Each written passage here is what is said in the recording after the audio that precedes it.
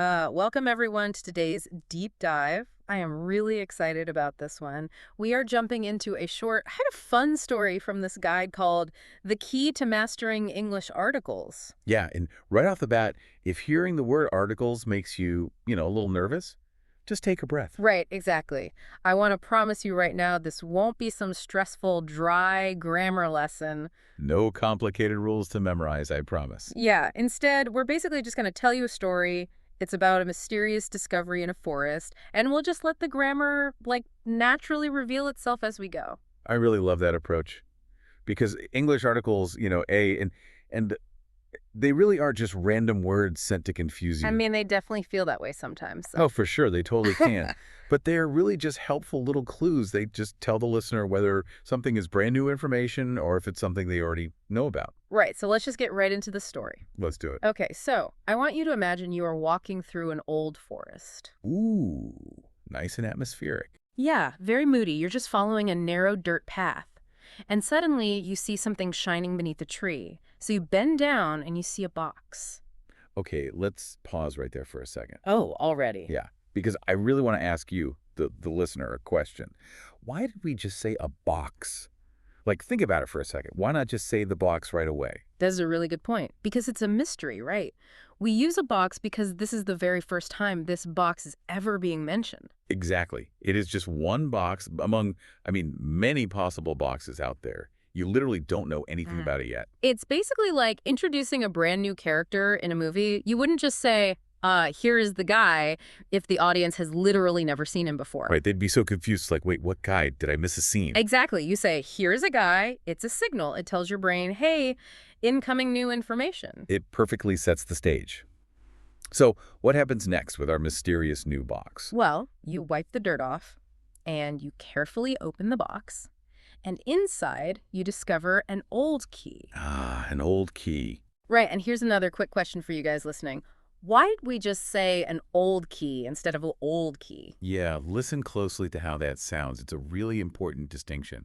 The rule here is actually pretty simple, right? We use an before a vowel sound. Because if you try to just say an old key, it sounds a bit clunky. Yeah, it's like your throat actually has to stop for a microsecond.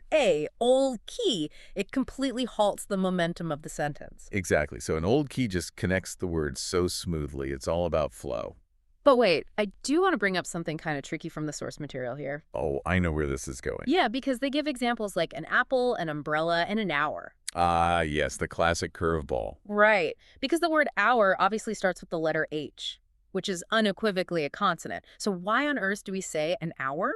I know, it totally seems like a glitch, right? But the secret is the rule actually isn't about the letter on the page at all. Really, so it's just about the sound. Completely about the sound. Since the H in hour is silent, the very first thing you actually hear is that O's sound. Oh, which is a vowel sound. Exactly. So using an hour just builds that bridge and makes the speech flow way better. Same thing with like an honest mistake. Oh, and an honest mistake. Yeah, you hear the O first, not the H. That makes total sense. It proves our brains are just listening to the rhythm of the language. Not picturing a dictionary page. Okay, so back to our forest. We have this old key now. Right. The plot thickens. So you pick up the key and you look around. And you notice there is a small wooden door hidden away behind some overgrown bushes. Ooh, a hidden door. Of course. Naturally. So you step forward, you put the key into the lock, and the door slowly opens. Okay, listener, I want you to really think about this next part. Yeah, listen closely to that last sentence. Would you say, I opened a door or I opened the door? Give it a second. Just feel it out. The answer, of course, is I opened the door. Yes.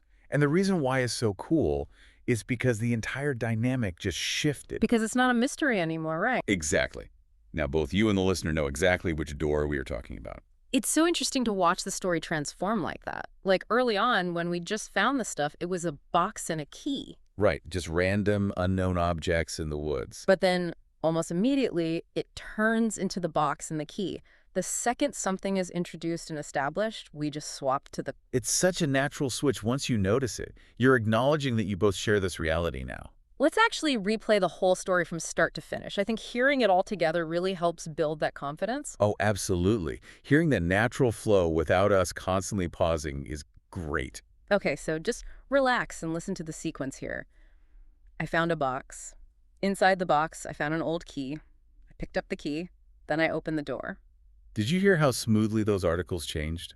Like a camera zooming in? Yes, it's exactly like that. They aren't just these annoying grammatical obstacles you have to memorize. No, they really aren't. They're like these little spotlights guiding your attention through the story.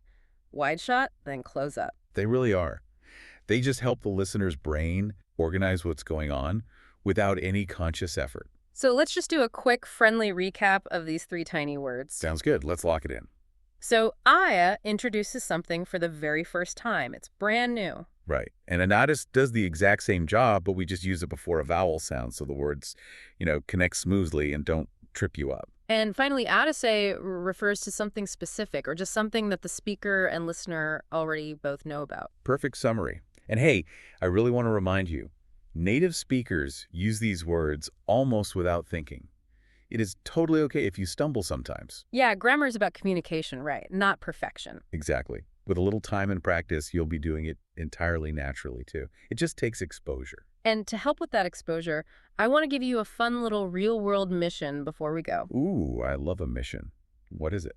The next time you are reading a book or watching a movie, or honestly just listening to a conversation in everyday English, try to pay attention to these three tiny words. Yeah, just see if you can spot them in the wild. Notice how they actually act like those little spotlights we talked about. They show you exactly when a brand new idea is entering the story and when you're kind of being let in on a shared secret. That is such a fantastic way to think about it. It really changes how you hear the language around you. It really does. You start seeing the architecture everywhere. Well, thank you so much for joining us on this deep dive. Yeah, thanks for hanging out and exploring with us. Keep listening, keep noticing those little words, and we will catch you on the next deep dive.